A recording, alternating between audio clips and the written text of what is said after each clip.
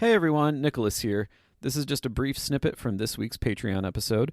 If you like what you hear, you can unlock this and every other Patreon episode for just $5 a month.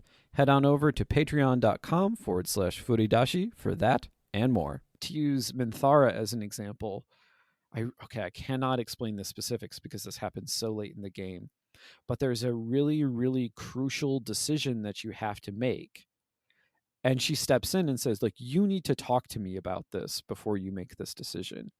And in order to do that, and it doesn't occur within the context of just like the regular, you actually have to exit out of the dialogue that you're already in, specifically go to her, talk to her, and you have a similar conversation with her like you do many other times in the game, in which she comments on various NPCs or like other companions, and you actually have to kind of like work things out between the two of you. You don't have to do this, but she has stepped in. And if you like, here's the thing, and because I went back and checked to make sure that this was the case. If you talk to her first, and it doesn't matter what choice you make subsequent to that, she will approve. But if you don't talk to her first, no matter what choice you make, she will disapprove. And not, and you know, and not just in the like, oh, the text appears on the screen, like it's a massive hit to your approval. It's not small. And so there's this thing where it's like, it is the game is simulating it, but it is that dynamic where it's like the game is saying like, I'm going to pull you aside, we have to talk about this first. And if you don't, then the simulation of this like other supposed player character, but it's a companion, will actually get kind of pissy with you in the same way that a person sitting at the same table might actually get pissy with you.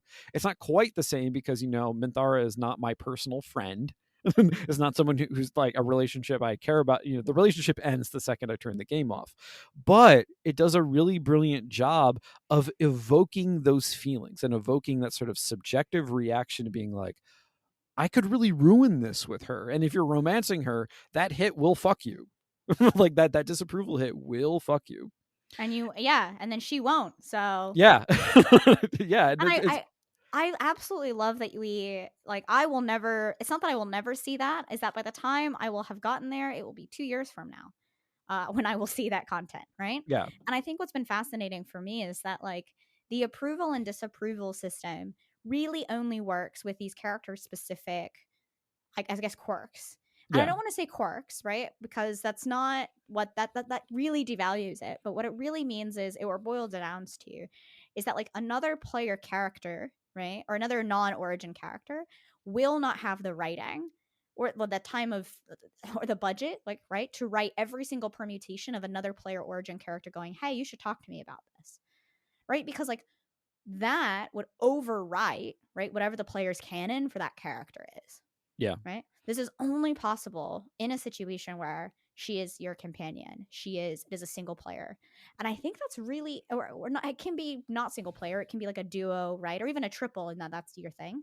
But I think that's really telling of how much they wanted to pull in and level up, right? You mentioned the Dragon Age aspect where you won't really have those. And I don't so much disagree, as I think their delivery methods are very different. Yeah. They require you to engage and interact with a single NPC versus they require you to engage.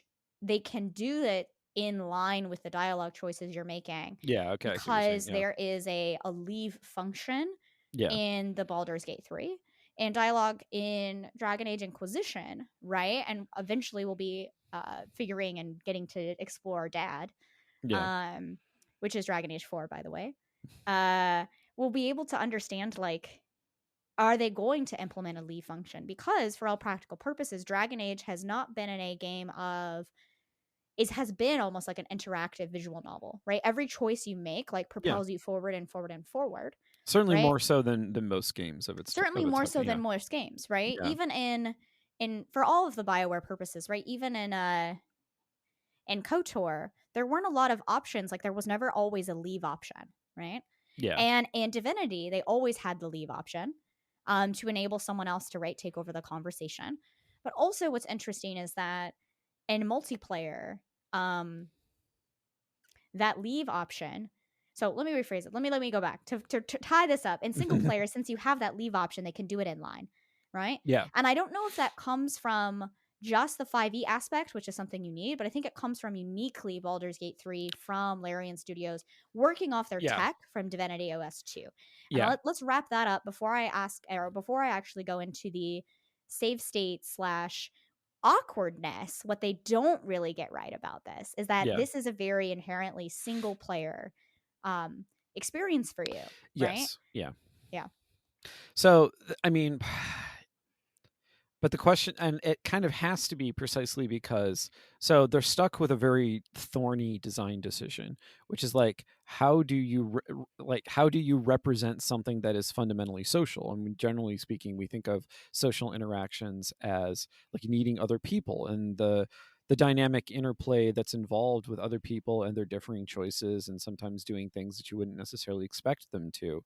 So it's like, but in order to get that feel in the game, you need to build a single player campaign in such a way that kind of almost accidentally precludes real social interaction in its multiplayer format in order to have this simulated version of it. So it is a drawback. It's not a drawback. It's a decision that you have to make because, I mean, it's analogous to a lot of the ways in which Baldur's Gate 3 kind of doesn't draw from 5e or like takes something in 5th edition and drastically reworks it because it recognizes that, like, but the way in which a single player doing a single player campaign with this like companion system is going to be interacting with these mechanics in a fundamentally different way than a group of human players would.